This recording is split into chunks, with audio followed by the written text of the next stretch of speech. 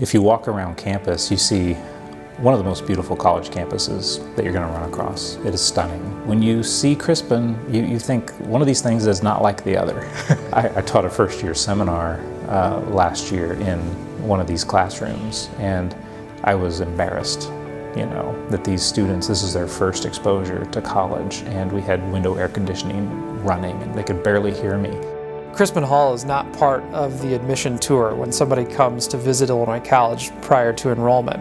And yet, because enrollment is strong right now, we're using every bit of campus for our classrooms, which means that there are first-year seminar classes happening in Crispin Hall. 3/4 of our students have a class in Crispin in any given semester. The fact that it has become dated is a challenge for us. It's not a space that inspires. They come in and they see dingy ceiling and rusted metal on the walls.